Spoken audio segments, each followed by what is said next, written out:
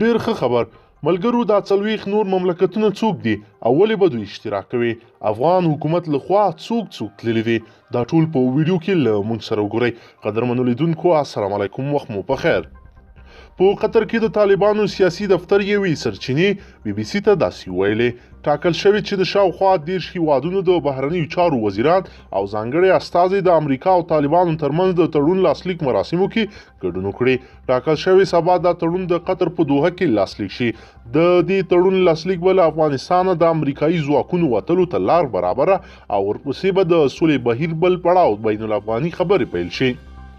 تر اوسه د تړون ډېر جزئیات نه دي په ډاګه شوي، خو د طالبانو او امریکایانو ترمنځ د سولې مذاکراتو بهیر کې یوه بله ښکېله سرچینه وایي د دې تړون لاسلیک وروسته به د تاوتریخوالي د کمیدو بل پړاو پیل شي او ورسره به په 2 اونیو کې د بین الافغاني مذاکراتو لپاره به په یو اروپایي هیواد کې بشپړ چمتووالی ونیول شي.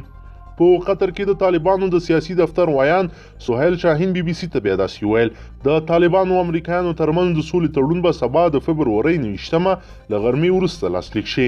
د ښاغلي شاهین په خبره په دې غونډه کې به د ګاونډیو او سیمه ییزو هیوادونو د بهرنیو چارو وزیران یا ځانګړي استازي او د نړیوالې ټولنې استازي ګډون وکړي. ښاغلي شاهین زیاتوي د دې تړون په بنسټ به ټول بهرني ځواکونه له افغانستانه وځي او هیڅ چاته به اجازه ورنکړل شي چې له افغان خاورې د نورو پر وړاندې ګټه واخلي. وړاندې طالبانو تمه درلوده چې روسیې او چین به د دې تړون ضمانت وکړي، خو په دې مراسمو کې ښکېلې یوې سرچینې داسې ویل د امریکا او طالبانو باصلاحیت استازو څخه پرته به د دریم هیواد استازي د شاهد یا ضامن په توګه په دې تړون لاسلیک ونه کړي.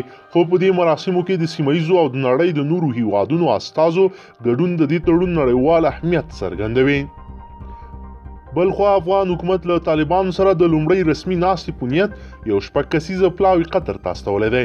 د افغان ولسمشر محمد اشرف غني مشر سلاکار فضل محمود فضلي وویل دا د مقدماتي تماس پلاوی دی او ټینګار یې کړی چې مذاکرات او کومې پریکړې نه کوي. ښاغلي فضلي زیاته کړې دا پلاوی د طالبانو په بیا غوښتنه قطر ته استول شوي، خو د وسلوالو طالبانو ویان ذبیح الله مجاهد تېره ورځ ویلي وه یاد پلاوی د طالبانو لخوا قطر ته نه دي ورغوښتل شوي او دوی به ورسره هیڅ ډول خبرې ونه کړي. ښاغلي مجاهد زیاته کړه که دا پلاوی د قطر حکومت یا امریکایانو قطر ته ورغوښتي وي نو جلا خبره ده، خو طالبان ورسره نه ګوري. که چیرته د دواړو خواو ترمنځ لیدنه کیږي نو دا به لومړی ځل وي چې افغان طالبان رسما د افغان حکومت له یو پلاوي سره مخامخ خبرو ته کینی. د طالبانو او امریکایانو ترمنځ د سولې تړون د قطر دولت په کوربتوب او مدیریت د دې هیواد په پلازمینې دوحه کې لاسلیک کیږي. له دې ځایه شاوخوا 2000 کیلومتره لرې په افغانستان کې طالب وسلوال او افغان امنیتي ځواکونه په دفاعي حالت کې ماشه په لاس دي. نن په افغانستان کې د اونیزې تاوتریخوالي کم یا ورکم وروستۍ ورځ ده. په دغه ورځنۍ موده کې د افغانستان بېلابېلو ولایتونو کې امنیتي پیښې شوي خو سترې نه دي ګڼل شوي. قدرمنو لیدونکو، که چیرې غواړئ چې ورته تازه او مهمو پیښو څخه ځان ډېر ژر او په لنډو کې خبر کړئ، زموږ چینل سره سبسکرایب کړئ، ویډیو سره حتما لایک کړئ.